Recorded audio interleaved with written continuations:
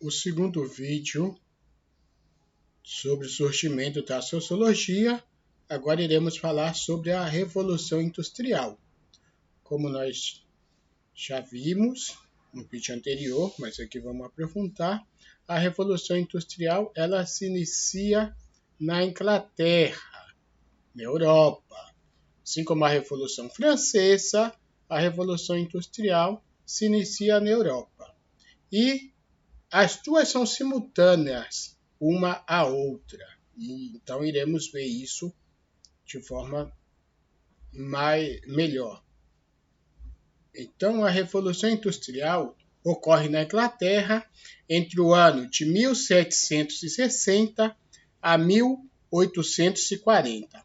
Lembre-se que a Revolução Francesa ela ocorre entre 1789 a 1799. Então, ocorre dentro do período da Revolução Industrial.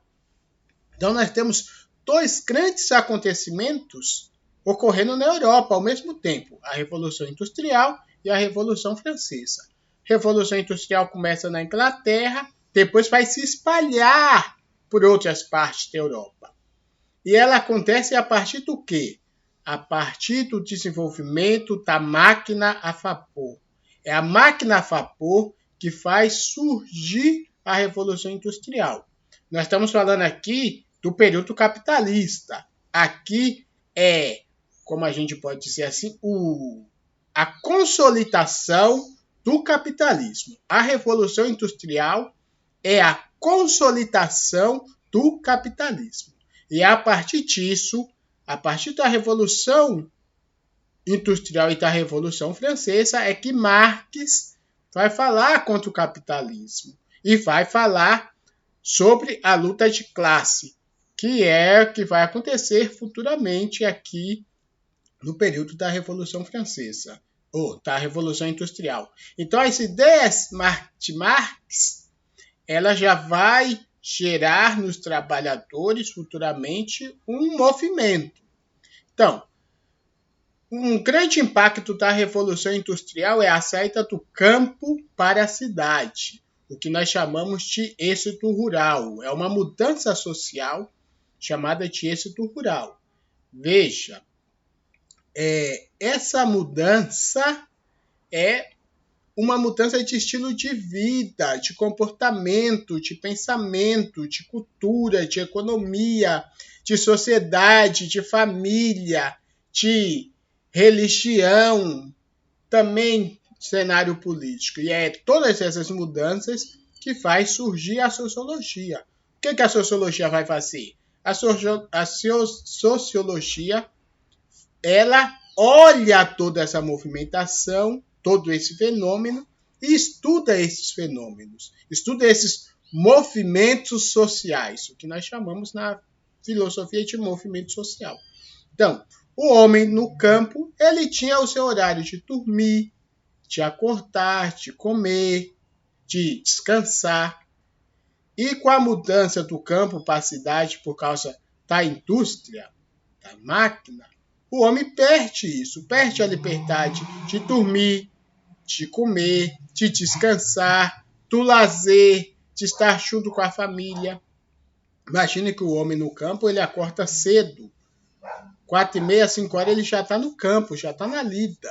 Muitas vezes, antes do sol nascer, ele já está capinando, já está plantando, para quando o sol começa a esquentar, ou ele capina na sombra, ou ele para, vai descansar um pouco, almoça geralmente 11, 11h30, e aí ele vai voltar para o campo mais à tardezinha, e depois vai descansar, 7, 8h no máximo, o homem do campo está dormindo. Aqui com a fábrica, não. O que acontece? Eles têm hora para entrar, mas não tem hora para sair. Começa a trabalhar e a jornada de trabalho é uma jornada extenuante. Várias e várias horas por dia. 16 horas, 18 horas, às vezes chega até em alguns casos de 20 horas por dia. Né? Nós vamos ver que vão ganhar bem menos. Então, é esse êxito rural que vai trazer consequências. E por que acontece isso? É porque o homem do campo quer? Não. Ele é obrigado a vender a sua terra para a burguesia. Quem é o burguês? O burguês é o dono da fábrica, é quem tem o dinheiro, quem tem o capital, quem tem bens. Lembra lá no vídeo anterior, falando sobre a Revolução Francesa, eu dou a definição da burguesia, que é aquele que detém o bem. Então, quem tem o dinheiro, a fábrica, o capital. Esse é o burguês. E o burguês chega no campo e fala, olha, eu quero comprar a sua propriedade. E se o cara não quiser vender, eles vão armado e expulsa o dono da terra. Então, aquele homem que era o dono da terra, que vivia ali uma família, agora vive uma fábrica. Tem uma fábrica no lugar da onde ele morava e um monte de gente trabalhando, e esse homem é obrigado a eles ou a família a trabalhar também nessa fábrica, ganhando bem menos, pagando aluguel, pagando pela alimentação que come, tudo isso para o dono da fábrica, o aluguel e alimento para o dono da fábrica. Então, na verdade, eles passam a dever o dono da fábrica. Eles trabalham e ficam devendo o dono da fábrica. Essa é a grande questão. E se tem uma mudança da manufatura, que é a manufatura é o trabalho manual, o trabalho com a mão. Você tinha muito, por exemplo, artesão. O artesão era o que fazia as roupas, fazia telas, o que plantava. Então, você tem a mudança do manufatura para a maquinofatura, que é a máquina. Então, agora, as roupas são feitas pelas máquinas de tecelagem. E nós vamos ver isso. Importante frisar que, a partir dessa mudança social, começa a ter impactos em toda a Europa. Então, a partir da máquina a vapor e aí a tecelagem, se começa a ter também uma expansão na Europa, expansão do comércio, expansão cultural, deslocamento, viagens. Né? Já existia as viagens marítimas, mas agora vai ter um novo tipo de viagem. Um novo tipo para escorrer a mercadoria, para levar a mercadoria, que é a locomotiva, o trem. Então começa a ser construída a linha férrea e uma outra máquina a vapor surge, que é a locomotiva. A locomotiva também é máquina a vapor. Então você começa a construir a locomotiva para levar essa mercadoria a outros países. Aí nós podemos ver a máquina de tecelagem, e uma máquina substituía vários e vários homens ou mulheres, e aí a usina de carvão. Então você tem a usina de carvão, eles estão tirando o carvão, né? Tirando carvão, fazendo carvão. E aqui, como eu falava, a jornada de trabalho de 16 a 18 horas, às vezes até 20 horas. A mulher e a criança ganham 50% menos que o homem. O salário que o homem recebia aqui nos Estados Unidos, essa é um indicativo dos Estados Unidos, o salário nos Estados Unidos passou de 33 shillings em 1795 para 14 shillings em 1815. Então cai mais da metade o salário. E cai para 6 shillings em 1829. Então veja que em pouco espaço de tempo, em pouco mais de 30 anos, o salário despenca, o poder de compra, o poder salarial despenca. E aí o que acontece? A partir do ensinamento de Marx, a partir dos pensamentos de Marx, alguns homens começam a fazer a luta de classe. Então, entre 1811 a 1816, os trabalhadores começam a invadir as fábricas e quebrar as máquinas. Então, uma das primeiras ações da Revolução Industrial, dos trabalhadores no período da Revolução Industrial, é quebrar as máquinas. Começam a quebrar as máquinas dentro da fábrica, porque se não tem máquina mais, tem que recontratar o homem, recontratar a mão de obra, e a mão de obra passa a ser mais qualificada. Esse era o pensamento deles.